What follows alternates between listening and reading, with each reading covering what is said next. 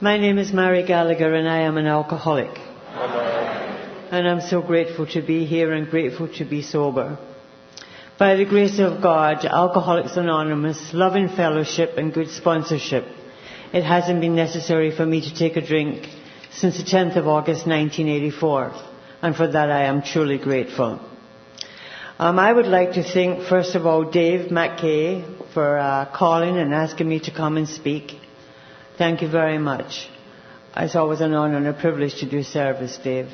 And I'd like to thank Bill and his committee for this. It's just beautiful. I'm sorry I haven't been here since it started. And I'd also like to thank Jason and Alison for picking me up and being so gracious. And it's good to see my friends. I see some friends here. We were together at a conference in Hawaii. And some friends, we were just together in El Paso. And Cliff and his wife Pat. It's quite funny, you know, Cliff walked past me and he said, "Glad you could stop by." Well, what happened was I got to the airport last night. Well, I was working yesterday and I got to the airport last night. And I got up to the desk and it was empty. There was nobody around. And I was beginning to get a little irate. You know how we can sometimes get self-righteous now that we're sober and get there on time. And I was kind of shouting to see if there was anybody hiding round the back. And then 2 East Indian cleaners came. And they told me that all flights were gone. And I couldn't believe it because I've never missed a flight before. So of course, because I am on a spiritual path, I start thinking, so what does this mean, God? And I know that God was saying, what it means is you screwed up, you missed a flight, and we'll get you on tomorrow. But I called the airline, and at first they said it might cost me $760 because the ticket was non-transferable, etc. But they got me here and they didn't charge any more money, so that was pretty nice. And unfortunately, I have to leave tomorrow morning. I leave here at 9:30. I get into Toronto at 7:30 at night, and I have to be at work at 9:30 in the morning. So I'm sorry I haven't been here longer. You've probably heard that I'm not a Canadian.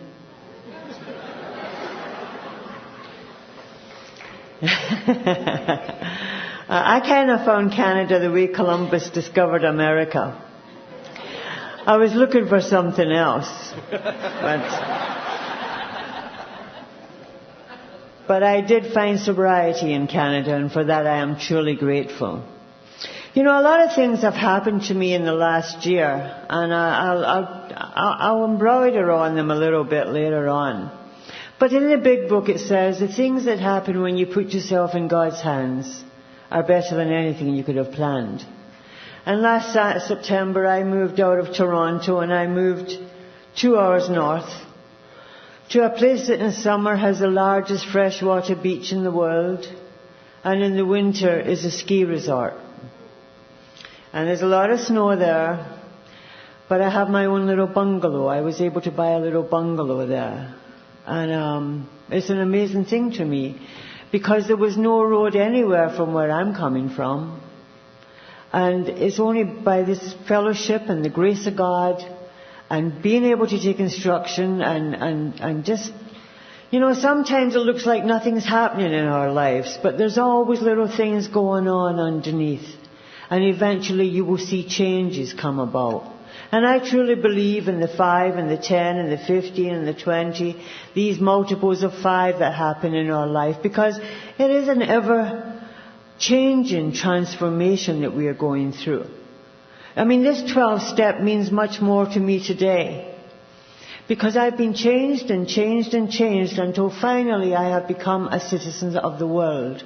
I am one of those who had gone so far with my alcoholism that it took me many, many years in Alcoholics Anonymous to be able to leave the rooms and go out there to mix with the so-called normal people.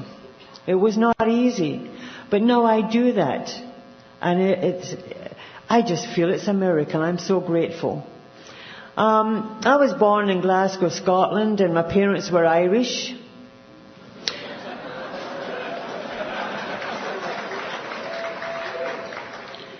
And I used to think that's why I was nuts. It's a terrible dilemma being Irish born in Scotland, because half of you wants to drink all the time and the other half doesn't want to pay for it.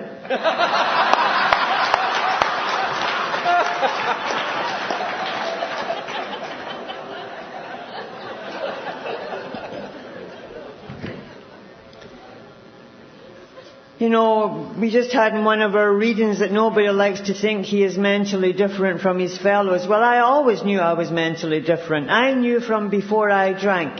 I knew I was mentally different from just as soon as I could think.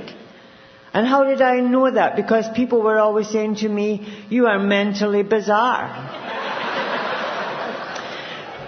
From I can remember, people were looking at me and saying, "There's something seriously wrong with your head." And long before I drank, people used to look at me and say, "Have you been drinking?" And I hadn't even thought about it then. I was back in Scotland last year, and I said to my family, "When did you notice there was something different, about me?" And they said, "Oh, we always knew you were odd and bizarre, dear." Always. Now, I don't know if I can take their judgment, because, you see, I come from a very odd family. They're here, but they're not all there, if you know what I mean. For example, I have an aunt, and she can be sitting having a cup of tea, and all of a sudden she freezes in time. And people will say, "What happened to her?" My family will say, "She's just away. She'll soon be back."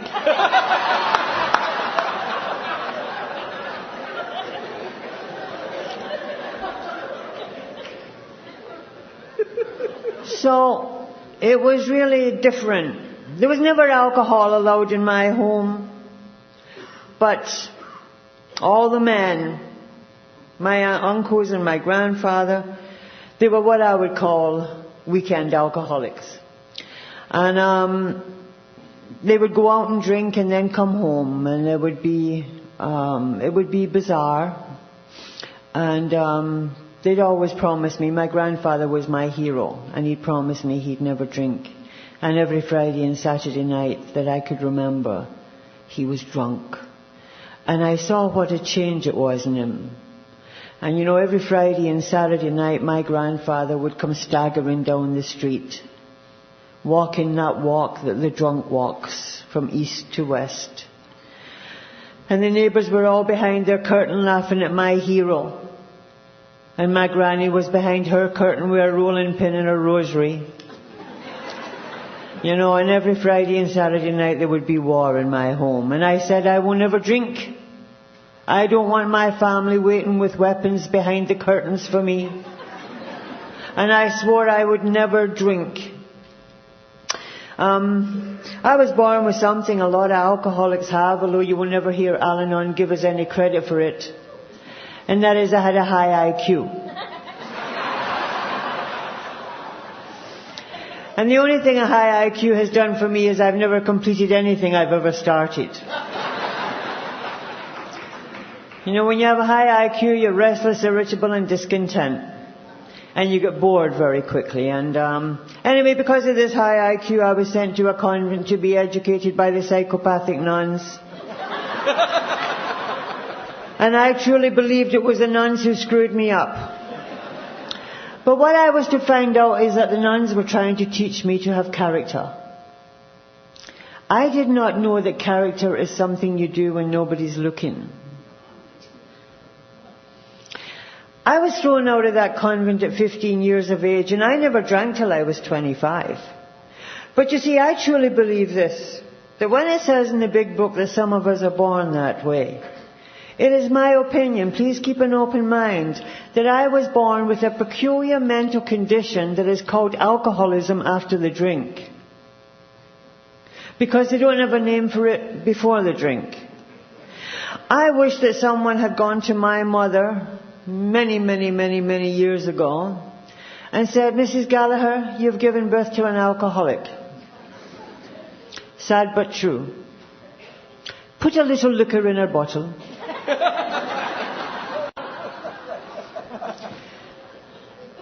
Feed it to her as she's growing, and you will have the only hassle-free life you've ever known. And then she will get to an invisible line, get her to AA. No one was there to tell my mother that. So my mother spent all of the time, all of the years that I lived with her, pretending to read a piece of paper, a newspaper, and looking at me from behind it like this.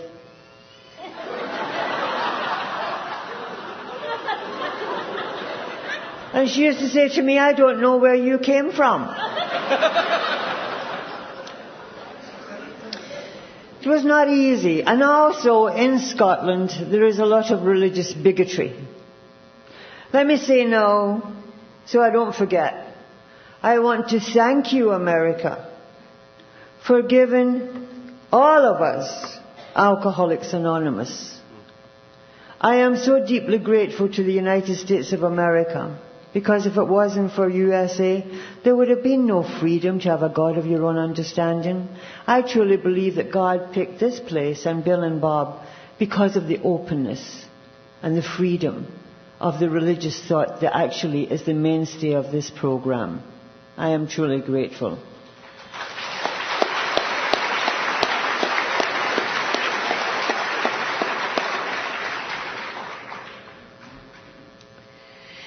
So with this religious bigotry, what happened is if you were Irish Catholic, you were a second-class citizen. And I was very angry about that. And I used to fight. And I used to get into lots of fights. And I was a very sensitive young person. And if you didn't love me, I would beat you up. And my family used to say, everybody is not going to like you, you know. And I'd say, why? Why? And so what happened is I got into quite a few fights in this convent, and it's not the milieu for that type of behaviour. And just before I was expelled at age 15, the Mother Superior took me up outside her room.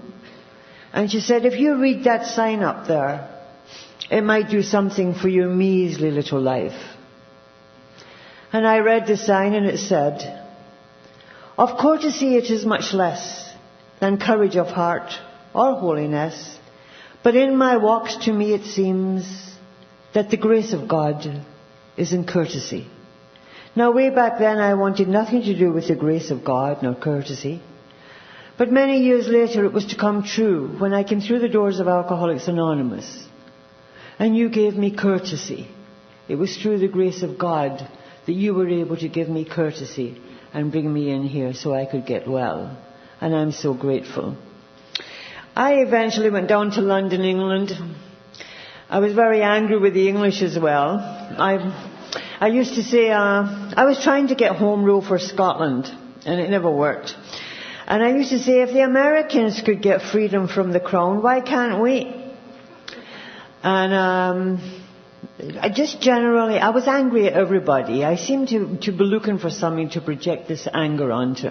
And I thought the English had screwed the Irish and the Scots out of our natural rightful heritage. So I went down to London, England, and I joined British Airways. And I had on the British Airways uniform and I was looking good. But in the inside I was beginning to fragment.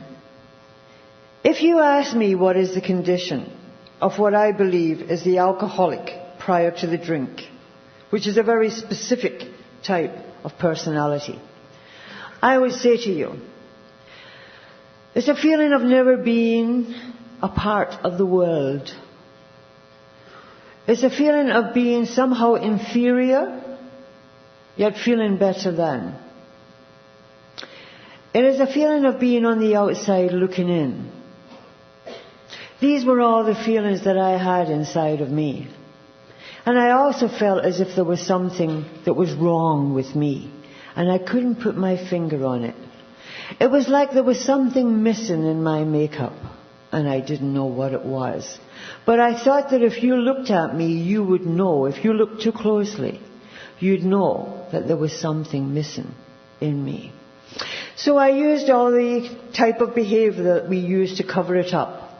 I became an exhibitionist, I became loud, I became a party girl, and I tried to cover it up.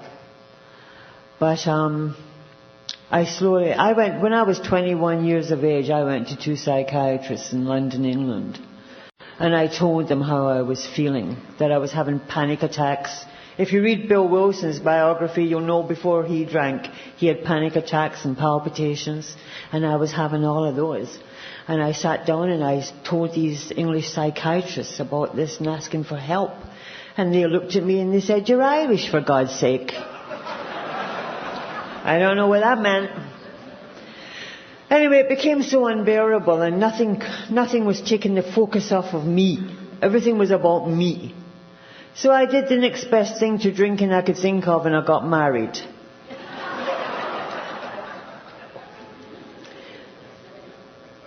And I went to live in Kingston, Jamaica. And I married a nice man. He was a nice man. He was a kind, good, loving man. And he married a figment of my imagination.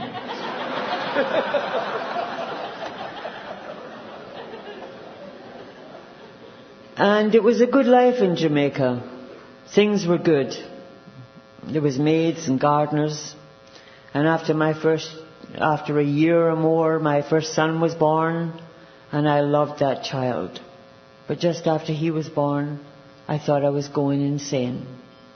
I thought I was losing my mind. I thought that I was about to implode into a million pieces. And I had nothing to hang on to. And somebody said, "Have a drink." And I drank it. And for the first time in my life, my skin fit. Dr. Silkworth said that men and women drink because they like the sense of ease and comfort that they get. That gave me such a sense of ease and comfort. You could have taken someone who was exhibiting all the nervous conditions and ways of being that I was, and at that pivotal moment, given them a drink, and it would have done nothing for them. They would have gone into what I believe would be full-blown psychosis and taken off to the mental institution. I have something that sits deep within me, be it in my soul, that is waiting for a drink to make me feel at one with the universe and to make me feel mentally whole. And that's what alcohol did for me. Jamaica has 151 proof rum. It is beautiful. I loved it very much. Now, when something makes you feel, remember that I had been going along in my life for 25 years trying to suck it up. Having a terrible time with crowds of people or just mixing generally. And envying those who mixed with ease and comfort. You give me 2 151 proof rum, and I am at ease, I am magnanimous, and I am awfully friendly. So I drank every day. I don't know what it is to have a social drink. I drank every day on a daily basis, and I drank a lot. And I had an amazing tolerance. And after about 4 or 5 years, my second son was born. And I loved that little boy too. But you see, I had become a drunken mother, an alcoholic. And people in Jamaica who used to call and say, "Mary, I'm having a party," and invite me, No, they would call and say, Mary, I'm having a party, please don't come. Because I would go to these parties amongst all these very nice, I have an innate ability for making benign, well-adjusted people behave like morons. It's just a natural ability. So these people now just told me, say, Mary, I'm having a party, please don't come. And I wouldn't go. And then I would go. And then I'd get into trouble. And then I would start fights. And my husband came from a very nice family. And they came to me one day and they said, you are embarrassing our family name. We have an old, hundreds of years old family name in Jamaica. And you are casting aspersions on it, and we want you to do something with yourself. We don't know what's wrong with you. And you won't go to they were Catholic, they said, you won't go to church, you don't believe in nothing. Why don't you go and find something spiritual, something to believe in? And I did, and I went, first of all, I went to the Baptist movement in Jamaica, and please keep an open mind, I have lots of respect for religion. And I was jumping for Jesus, and it didn't work. And I was jumping real high, I'll tell you. I really got into it. Because I had a few of those rums inside me, and I like to think I took the movements to new heights, But unfortunately, it wasn't the answer for me. Now, I used to live across the road from Bob Marley, on Hope Road in Kingston, Jamaica. Somebody had given Bob an old great house to live in. And it was about 3 doors down from the Jamaican, the High Commission, the Prime Minister's office. And I used to see these big wafts of ganja going up. And I used to think, I wonder what that's doing to the visiting dignitaries. But anyway, somebody said to me that the Rastafarians were spiritual people. And I could go anywhere in Jamaica because everybody, they knew I was one brick short of a load. And they were very kind to me, the Jamaican people. And so I went up to the hills, and the Rastafarians, what they do is they read from the Old Testament. They hate alcohol. And the only thing is, they smoke a lot of pot. And when I used to go up there, they used to say, Mary, come try a little Sensimilia, man. Look how the liquor is making your eyes red. And I used to say, I don't want nothing that's going to screw up my brain. I'll stick to liquor, thank you. Anyway, I used to watch them. And way back then I saw something that has given us a lot of trouble in Alcoholics Anonymous today. In Alcoholics Anonymous today, non-alcoholic addicts are being sent to this fellowship. And it is so sad, because we are killing them. Bill Wilson wrote in his pamphlet, Problems Other Than Alcohol, that there is no way to make a non-alcoholic addict into an AA member.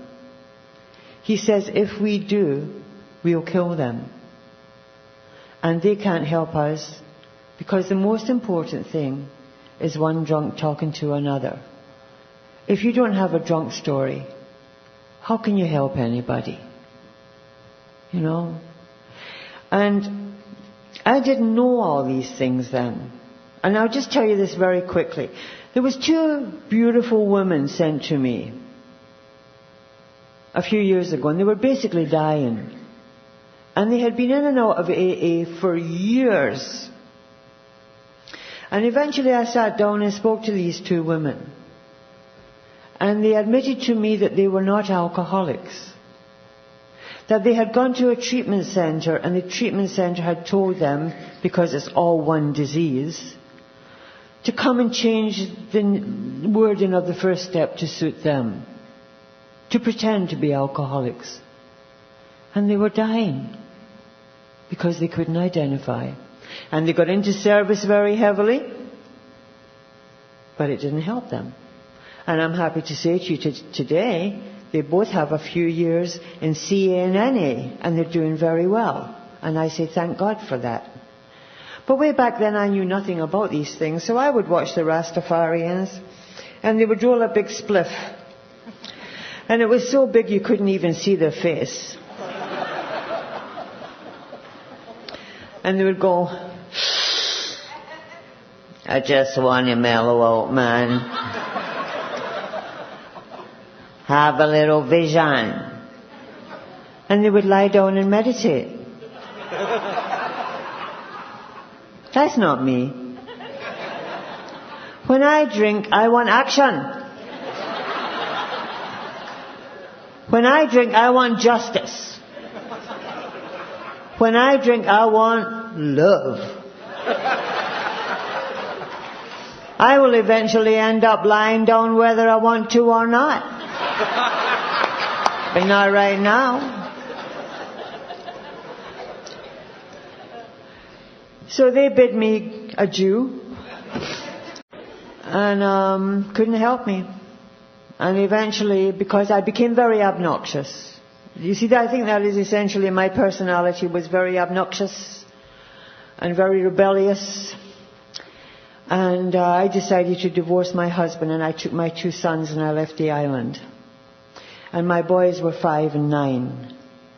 And I took them to Scotland, and my family told me about my drinking. And a man that I knew for many years, he called and gave me the solution that I used to always love. It's the easiest, softer way. He said, let's get married and I'll take you to Canada. I love those types of solutions. And I said, what's a good idea? And in my head I said, drink Canada dry. Let's go. Let's go. He took me to Alberta, Canada. When we landed, it was minus 40. I knew I had made a serious mistake. By this time, I realized I have a serious Valium deficiency. Because I wake up in the morning and I'm shaking so much I can't lift up my drink. And I have to take Valium. So because I am a bright bunny, I get a job as a pharmaceutical rep. The man I married was my second husband, Jerry. He was a nice guy. But he used to talk to, I used to say to him, why don't you get a job? And he'd say God would provide. So I sent him off for God to provide for him elsewhere. You see, way back then, when I didn't know enough about love, when I did not know that I have to honor another human being as God's child, and that we are all equal in the sight of God, then what would happen to me is I would fall in love, because I loved that high. I loved the magic. And him and me would be like Velcro, joined at the hip. And then after 6 months, thrill is gone, and I'm off looking for that ding-a-ling-a-ling someplace else. I had no loyalty, none. My poor little boys, they were 9 and 5, they had no adults in Canada except me. I would come home with people I shouldn't have come home with. I never ever physically abused my children, but they saw things that no innocent child should ever see. And I didn't mean to do that. And I took away their innocence. And I'll never be able to give that back to them. And I got fired from the job. I crashed the company car one too many times. And I started crying for help. And when I cry for help, I get a rampant case of alcoholic telephonitis. I don't know if there's anyone in here who has ever suffered from that. Alcoholic telephonitis is a phenomenon that never attacks in the day. It usually approaches around midnight. When you're sitting alone with your jug and you want to call somebody and tell them how you've been screwed by the world. But you don't want to call anybody nearby because they might come. So what you do is you call other countries, you forget there's a time change, they pick up the phone, you pass out, and you don't know who's called or who you've called. And my family came and told me I had early menopause and put me in detox. And in detox something wonderful happened to me. It was just me and 5 native Canadians. And they told me that they were in to dry out for the summer. And they held my soup to me and my coffee to me when I was shaking too much to hold it by myself. They told me that they drank because their spirit was broken.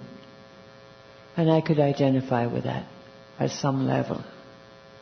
Because many years later, when I was reading the Bill Wilson, Carl Jung correspondence, and Bill Wilson had written to Dr. Jung in 1961 to thank him for being what he said, one of the co-founders of Alcoholics Anonymous. Because he said that we were beyond human aid, alcoholics were. And Dr. Jung wrote back to Bill. He said it was his opinion that what the alcoholic had at a low level was a thirst for a union with God. He said that the formula for the alcoholic is spiritus contra spiritum, which means spirit against spirit. That makes absolute sense to me. You see, I couldn't stop drinking spirit until I got the infusion of spirit through the fellowship of Alcoholics Anonymous. It is truly spirit against spirit. But I got out that detox and I decided to go back to Jamaica. I wanted things to be the way they used to be. I took my 2 sons, I went to Jamaica. Their father had married again. I was a hopeless alcoholic when I went back to Jamaica. Their father asked if he could have my children for a week. And they were gone for 13 years. And I had my first suicide attempt. I took 2 bottles of Valium and 2 bottles of 151 proof rum. Enough to kill a horse. But we don't die easy, alcoholics. We're hard to dead. And they pumped out my stomach and took me up to Kingston Hospital in Christmas in Jamaica. And the psychiatrist came and saw me after they'd pumped out my stomach and told me something that was very observant, intellectually correct, and definitely relevant to my condition. The psychiatrist said to me, "You mustn't do that anymore."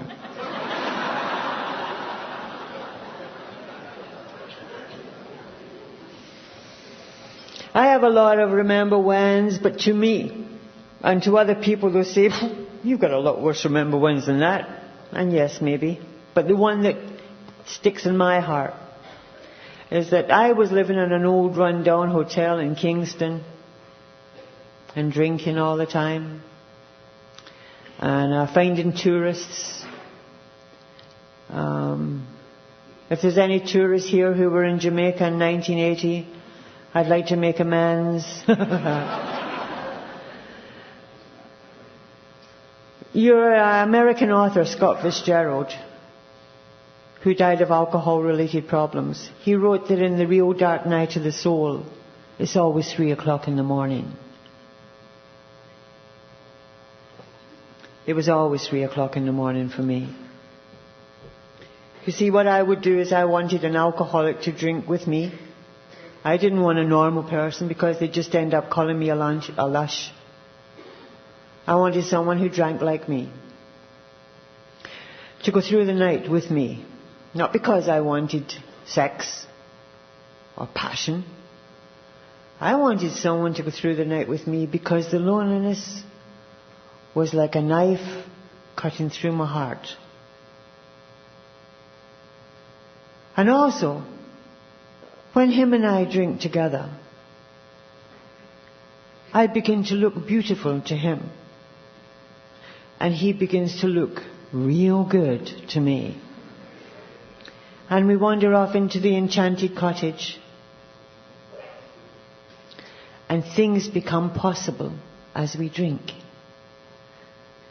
We will be able to have maybe just 1 or 2 drinks like normal people. We will get our place back in society. We will get our dignity back. We will get our children back. We maybe even get a new husband or a new wife. But by God, tomorrow morning things are going to be different. And then the sun would come up. The pitiful and incomprehensible demoralization of being with a stranger one more time. And I walked out with one of my escorts, and a car passed by with my 2 sons, my ex-husband and his new wife. And the shame was beyond endurance. And the father came and gave me $3,000 to get lost. He said I had to leave the island or he would kill me. And I did. I went to Florida to drink myself to death. It is very difficult to drink yourself to death. I got a little apartment, I'd drink and pass out, and they'd steal my furniture, they'd steal my clothes, they'd take that which I had to give and that which I did not have to give. I had to drink all the time. I had to drink all the time because if I didn't drink all the time, I would fall apart with shaking. I had to drink all the time because I wanted no recall. I wanted no consciousness. I ended up living at the bottom of Lincoln Road on Miami Beach, selling my blood for $20 a pint. My nickname on Skid Row was Ugly. And I never ever thought I would get there. And yet again, why shouldn't I get there? Because I could not stop drinking. I'd never heard of Alcoholics Anonymous. I was a hopeless, hopeless drunk. There was nobody around who cared about me. My family was thousands of miles away. They didn't even know my children had been taken away. My family in Scotland. Eventually I panhandled off an old woman who used to live in who lived in Jamaica, an old English woman, and she'd moved to Fort Lauderdale. And she contacted my family. And they had contacted Interpol before, and they found me. And there was a bench warrant out for my arrest in Florida, but they got me out of Florida. And when they tried to get me shoes, I had been wearing, because my feet were so swollen, I had on 10.5 flip-flops, rubber flip-flops, which had become embedded in the soles of my feet with the heat. And they had to be dug out, the soles of my feet. And that is where alcohol took me. And that is why to be standing here, I cannot believe it. I am so grateful to God and to Bill Wilson and Dr. Bob and all the members since that I am here. Because my life on Skid Row, to put it very bluntly, was like going through a sewer in a glass-bottom boat. I went back to Canada and started going into the mental institutions. Because now what happened is when I drank, I became crazy. And I wanted to hurt people. And I had so much rage and anger inside of me. And a man I had known for a long time, he felt sorry for me. He said, I'll look after you, I'll help you. Another really nice man, John. The first time I tried to kill him, they took me to a psychiatrist. And the second time they put me in the mental institution. And I am a retread in the mental institution. And in the mental institution they cannot diagnose chronic alcoholism because we never tell them the truth. We never tell them the truth. You know. And you know all the alcoholics in the psych wards and in the mental institutions. We all have 3 or 4 packs of cigarettes clutched in our sweaty little hands. And we're just shuffling along there, so full of medication, we don't know what time of the day it is. I mean, the only excitement people like us ever get in the mental institutions are when we drop our cigarettes on our paper slippers. And we're too drunk to do anything, you know, except watch it burn. A psychiatrist, I had several diagnoses. I had diagnosis of schizophrenia because sometimes I would be like that. I had diagnosis of a manic depressive. I was treated with all kind of drugs. And I love being institutionalized because I get oblivion compliments of the government 22 hours a day. They just wake me up for my meals. Why would I want to live like that? Because oblivion is what I seek by this stage. Because there is no road back for me. I want oblivion. I want to be looked after. And I don't want to go out there where people expect me to behave like a normal human being. How can I with my life? I never was able to from I was born. How can I know? And there was an excellent psychiatrist, and one day he came to me. I'd been taken to the mental institution by the police. I was in a lot of trouble, and he kept me in there for a long time. And when I got out, I had to go to court. And he had to write a letter to keep me out of prison, or to present to the court. And in that letter he said I had 3 diagnoses: chronic alcoholic, abnormal personality, and depressive. And that just about says it all for me. One night I was sitting drinking myself sober, and I picked up the phone and I phoned AA. You know what that's like, drinking yourself sober. Now I'd gone to a lot of AA meetings when I was in the institutions, but I never remembered anything because I was so full of drugs. Anyway, one night I picked up the phone, I phoned AA, and a man called Stan came. And this was in Edmonton, Alberta. Stan C.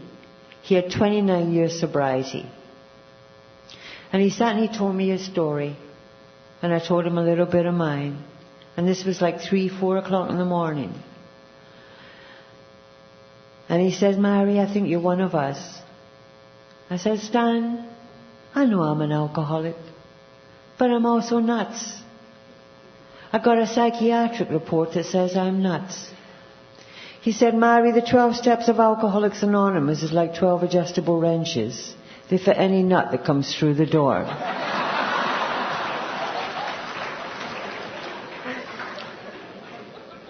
Those are words of wisdom. And I love being in AA, and I went every day, and I went twice a day. And I began to realize that alcoholism wasn't about drinking. Can you imagine if alcoholism was about drinking? If alcoholism was about drinking alcohol only, then in the first year when I was going to Alcoholics Anonymous 3 times a day, I would go into the meeting and there'd be a chairperson sitting there, and he'd say to me, "Did you drink today, Mary?" I'd say, "No." He said, "See you later." Can you imagine that? And at the end of a year I'd be dead. And on my tombstone it would say, "She didn't drink, but her head blew apart." Because the problem of the alcoholic centers in the mind. Anyway, I had one slip. As I said, my dry date is the 10th of August 1984. On the 9th of August 1984, some AA people came and they took me to a meeting. I was in very bad shape. They told me I was shaking so much strangers were waving back at me.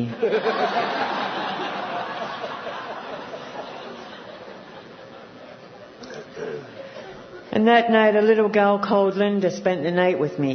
She had 12 years sobriety. And the next day she said, "I'm going to leave, you know, 'cause you're a loser. And I only stick with winners in Alcoholics Anonymous.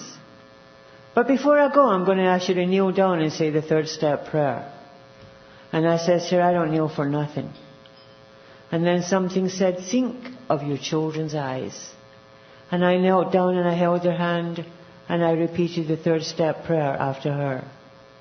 And from that moment to this, I have had no desire for a drink. Absolutely none. Some unmerited gift of grace was given to this undeserving person. It must be dreadful to be in AA and still want to drink. I don't know ever how I could have done it, but you know, it is possible, but I couldn't have done it. I think that's why we have Bill and Bob. You know, Bill, he never wanted to drink again, and Bob seemed to be always thinking about drinking for the whole of his 15 years, and yet being an active member and helping so many people. But whatever happened to me, I haven't wanted to drink since the 10th of August 1984. Now, does that mean I'm well? I don't think so. You know, I was not well long before I took a drink. And there's a lot wrong with me about which a lot has to be done. And I got very active in AA in Edmonton, Alberta. I had a wonderful sponsor. I believe very strongly in sponsorship. I need my sponsor more today than I've ever needed a sponsor, because I have more to lose today.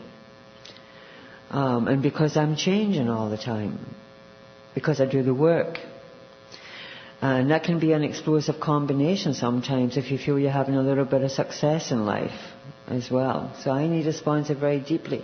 Way back then I knew intuitively, and I'll say it today.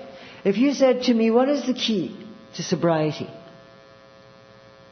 Apart from God, the 12 steps, the fellowship. I would say to you, do what I did. I had decided when I came through the doors that I knew nothing about anything. That my life had been such a shambles. That I had destroyed everything and everyone of value in my life. That my absolute best thinking had taken me to Skid Row, mental institutions, and being locked up. I knew nothing. Let me find a good AA person and do exactly what they tell me to do. It was called surrender. And I did. And not one of the few sponsors I've had has ever told me anything that has turned out wrong for me to this date. I couldn't get back to a God of my understanding. I found that very difficult. And Bill Wilson was my higher power for a long time.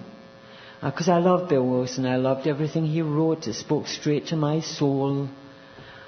He was like a piece of velvet for me, reading Bill Wilson.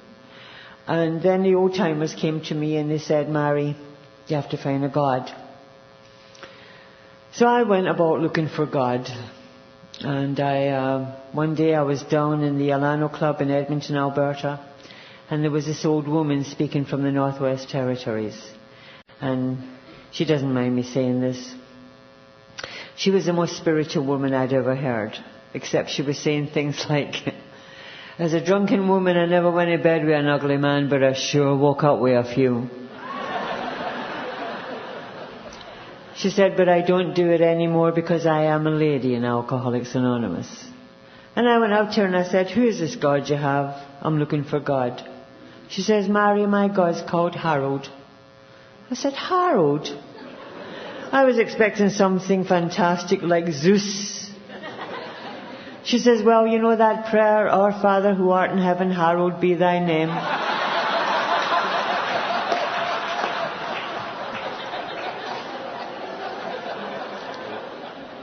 She was pulling my leg. But I found a God of my own understanding. And I believe there only is one God. But I truly believe that God has a place in his heart that has a circle and a triangle on it. And he's right here, right now, with us. This is a God-given program. I truly believe that. Just before I was a year sober, my eldest son was going to school in Toronto. And I called Intergroup in Toronto, asked them if they could have some people meet my flight. And they did. Joyce and Eric, great AA members who are helping to arrange the World Conference this year, in fact. They're on the committee there. Joyce and Eric met my plane, took me to an AA meeting and checked me into the YWCA. And I stayed at the YWCA, went to a lot of meetings, got a little job, got an apartment. My son came, I saw him. He went back to Jamaica.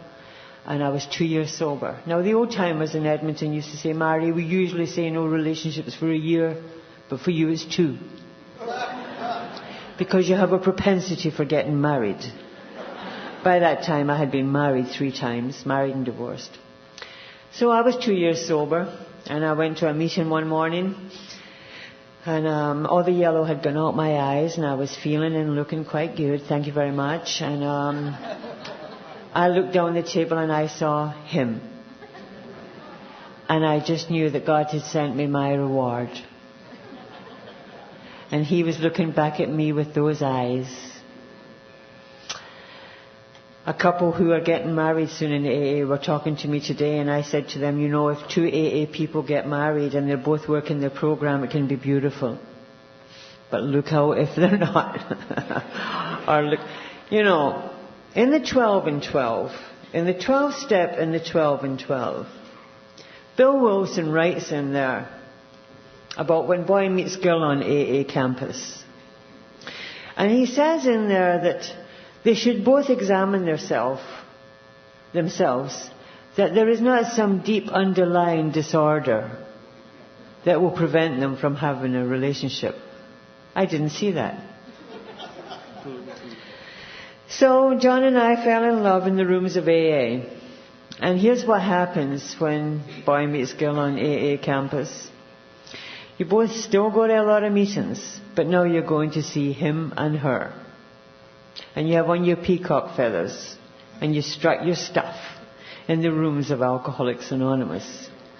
And someone asks you how to read how it works, and your eyes flit across a crowded room. And you can see God shining down on him. You think the light in the eyes of the people is spirituality, but sometimes it's psychosis. I'm talking about mine too, because like attracts like. See, when I was 2 years sober, I was not well. I was a great AA. I was an AA soldier. And I went to a lot of meetings, and I did a lot of service, and I did a lot of good stuff. But I was still a banana, man, let me tell you. Whew, way out there still. And of course, I'm going to attract somebody like that. I'm not about to be attracting a spiritual giant when I'm like that. We attract our... Think about this. There is a school of thought in psychology that says we attract our insides on the outside. Think about it. So anyway, what happened with John and I? We fell in right, and as I say, I'd go to meetings and I'd see him and I'd be reading how it works, and I could imagine him and John and I walking off into the sunset under the circle and the triangle. Just blessed and whole and beautiful. And my sponsor, she said to me, don't get married because you're an emotional retard.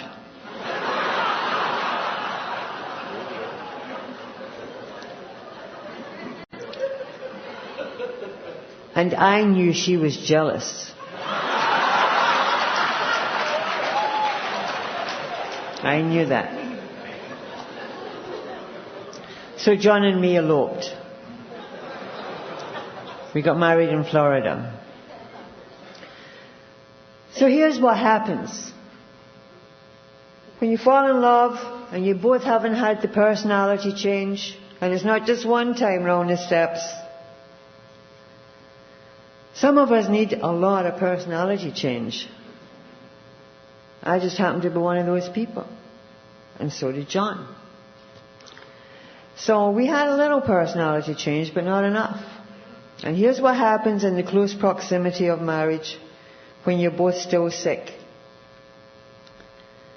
One by one, the peacock feathers start dropping off. And in the end, all you have is the same two old turkeys sitting staring at one another.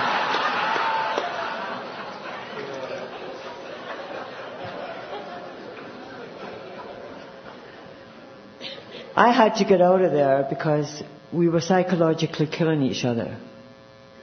And I went back to the Y. I was 5 years sober. I got a little job. I surrendered and said, God, show me the way. I have a little prayer I say. And I really mean it. And it takes courage to say it. It is, God, give me what I need and take away what I don't. And you have to say that with no reservations.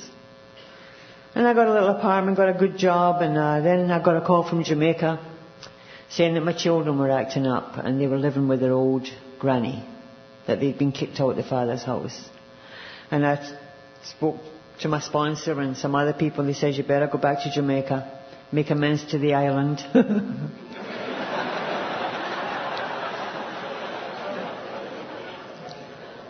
So I did. I went back to Jamaica, and my eldest son, I sent him to Broward Community College in Florida, and my youngest son wanted to go to Europe, and I worked with the poor people down there. I had started writing. I had become a freelance journalist, and I spent 2 years there. And it's at that time that Clancy started sponsoring me.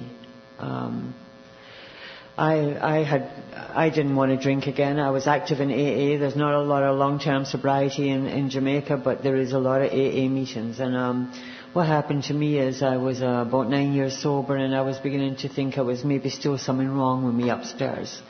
And the wonderful woman who was sponsoring me, Renee, she's now got 47 years in Canada. She's 47 years sober. Renee said to me, I have never felt like that in sobriety. I think you should contact Clancy. And I did, and Clancy was wonderful to me. And he'd call me and he'd send me down tapes. And whenever I had something to ask him, I'd phone him from Jamaica and he'd call me back. And he sponsored me when I went back to Canada for a little while as well. And now I have a wonderful sponsor called Norma. But I'll tell you this, if it wasn't for Clancy, I don't know what I would have done, because I truly thought I was losing my mind again. And it was just something that he could really identify with and help me. I've never stopped going to AA. I've never stopped doing all the things I have to do. But some of us are sicker than others, and it takes longer for us to get well. When I went back to Toronto, the husband I had married, John, he asked if I would sign a separation agreement. And we signed a separation agreement, and I went to live in the same building as him because we were still friends. And one day I was supposed to meet him, and I couldn't get him on the phone. And I went upstairs. I still had a key for his apartment, and the door was bolted on the inside. And I had a neighbour and my son knock the door down, and found John lying on the ground. He'd had a massive stroke, and he'd been lying there for 2 nights and 3 days. And I held him and I said, if he lives, I'll look after him. And that is how God gave me a living amends to do. You see, I have done many, many, many, many, many amends. I've had to do amends to dead parents, because my parents were both dead. They didn't know if I'd be dead on the street or if I'd ever find sobriety, and they died without knowing that I had found sobriety. And I had to find ways to make amends to those parents of mine. And I'd never looked after anybody. My children had been taken away. So what happened is John was in hospital for 2 years. He had massive brain damage, and people said he'd never get better. And half his brain was gone. He couldn't speak, and he couldn't understand the spoken word, and he was brilliant. He was such an intellectual. And I didn't believe them. So I had him rehabilitated. I put him in a... He used to try and beat people up. He was still a good alcoholic. But I took him home, and he did just well. I mean, he could never speak again, and some people say he couldn't understand, but yes, he could. He had his own key. He'd go out and sit in the front. He'd watch people, and he could go back in with his key, and he could draw me maps when we wanted to drive up and down to Florida. I have a funny little story about John. To show you he always remained an alcoholic. There's only 2 words that he could say. I won't tell you what they are. But it's telling you to go off somewhere.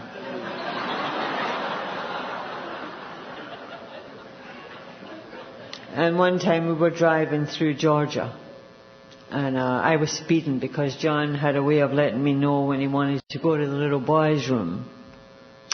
And a policeman stopped us. And he says, do you realize you're doing 100 and odd and a 50 or whatever it was? I said, I'm so sorry. I said, but it's my husband. My husband, he has a lot of brain damage, and sometimes he's incontinent, and he doesn't speak. And the policeman said to me, and he looked at me, John said those 2 words.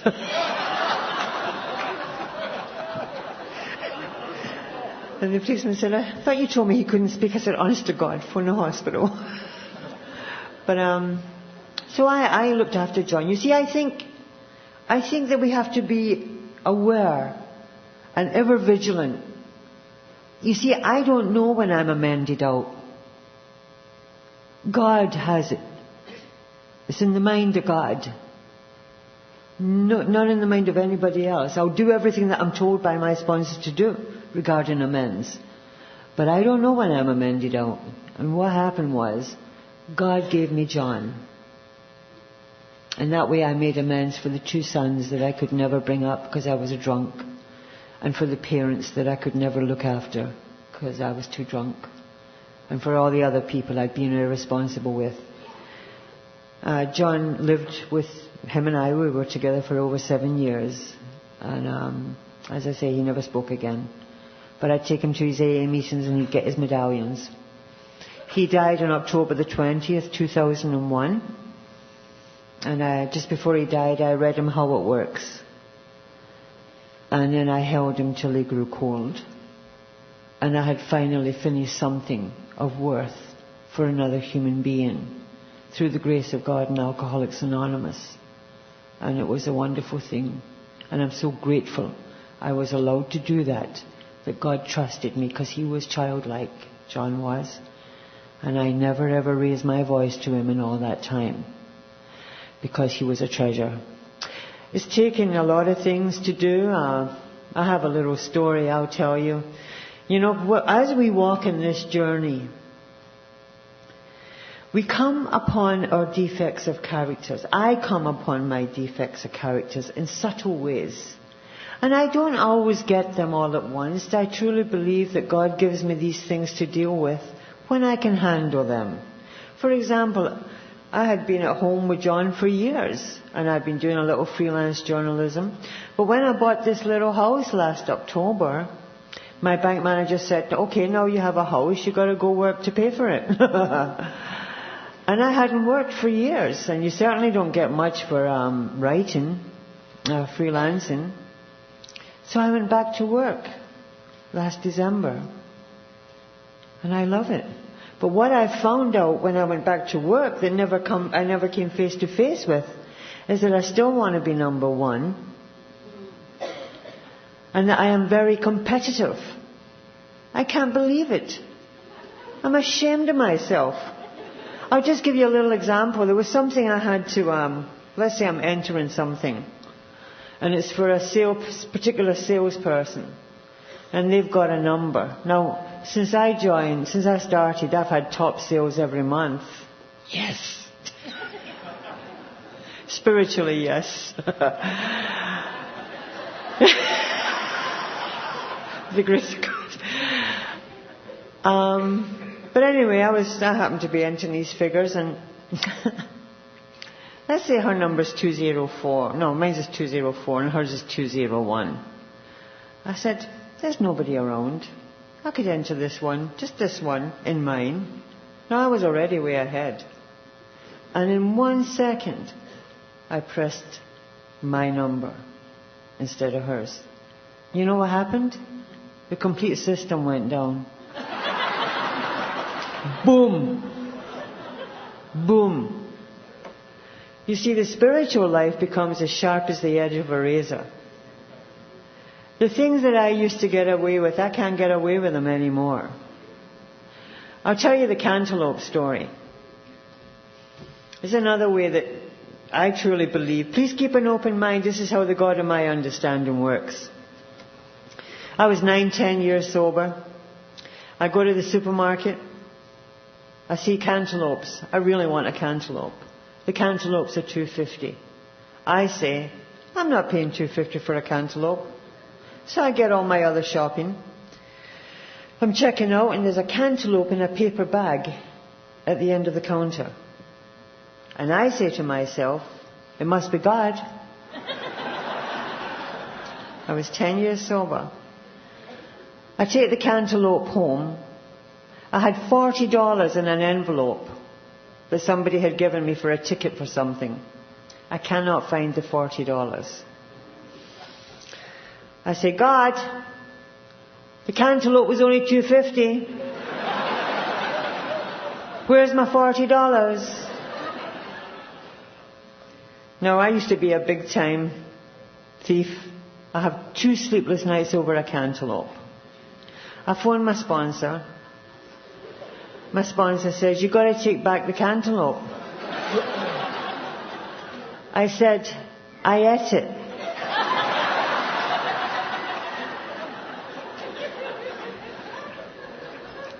"Well, you got to go back anyway and make amends, pay for it." So I go back to the store. I go to the produce manager. I always lie when I'm trying to be honest. I said, "I inadvertently took a cantaloupe."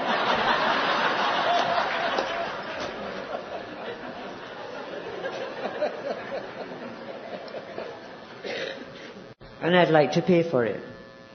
He said, "Well, where's the cantaloupe?" I said, "I ate it." I said, "But I want to give you money." He said, "Well, I can't take money if you don't have the produce, but we really thank you for your honesty. Thank you very much for your honesty." I went home and guess what? I found my $40. This seems simplistic. Does that mean God is playing hide and seek with my $40? I don't know. I'm Irish. I've got fairies in here, for God's sake.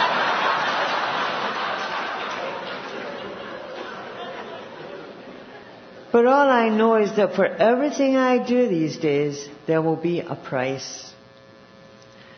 But I want to be a better human being because I want to be a better human being.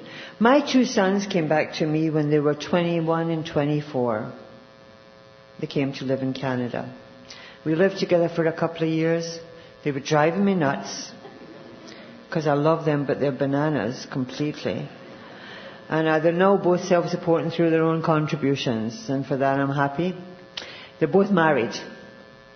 My eldest son got married to a beautiful Greek girl in Vancouver Island. Vancouver Island is lovely. And I flew out there for the wedding, and I made my amends to my sons. By the way, it was very difficult. Because what happened is, when my children used to see me, they would wake up the next morning and say, "Mommy, I saw you, da-da-da-da-da-da." And I'd say, "No, you didn't. You were dreaming." I made my children question their reality. So many years later, when they were big men, I had to make amends with everything. And they love me. And I'm so grateful. But anyway, I flew out to the wedding. My son asked me to come out to the wedding, and his father was flying up from Jamaica with his wife and two daughters. And his father and me walked my son down the aisle. And when we're walking my son down the aisle, and I'm smiling, because, you know, their father said, "My God, you've come back from hell." Everybody in Jamaica said a leopard couldn't change its spots. This AA must be wonderful. You look great. And I'm saying to myself, you met an AA, you can think what you like, but you got to act right, right? And I'm saying, 20 years ago, I hired 2 gunmen to shoot you.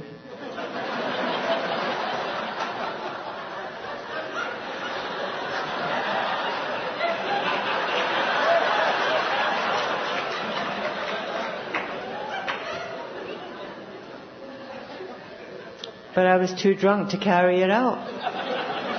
You were almost toast, my friend. And then a few years ago, 4 or 5 years ago, my youngest son got married in Pickering in Ontario.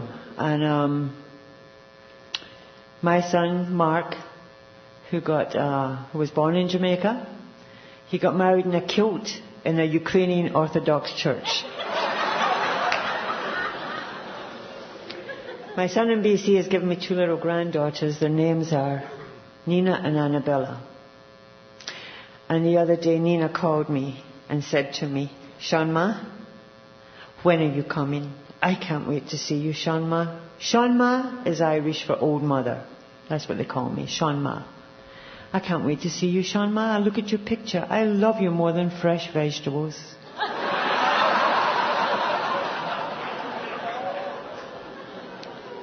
And last night, when I missed the flight, I drove to my son's house, my son Mark, and there is my little Maya, my little granddaughter who is 3, and my new grandson Aidan, who is 12 weeks old.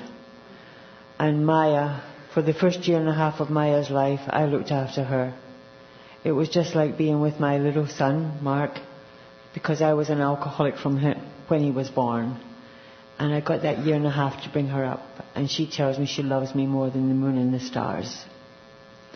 Now, these things, if you had told me I ever had a chance of having these things back in my life, of leading a productive life, of having people who love me, of being truly capable of giving love myself and meaning it, I would have said it was impossible because I was dead.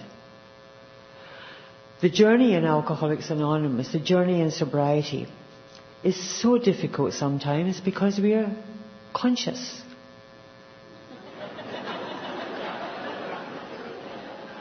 We are stark staring sober.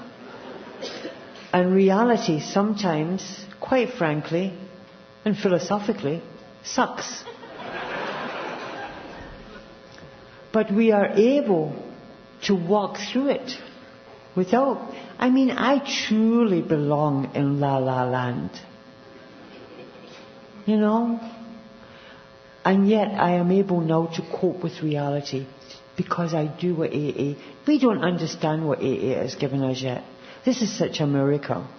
I bet you if they documented all of the mental cases who never had to go back into a mental institution because of what AA has done, that medication could never... I haven't had medication since the 10th of August 1984. I was told I would have to live on it all my life. That's incredible.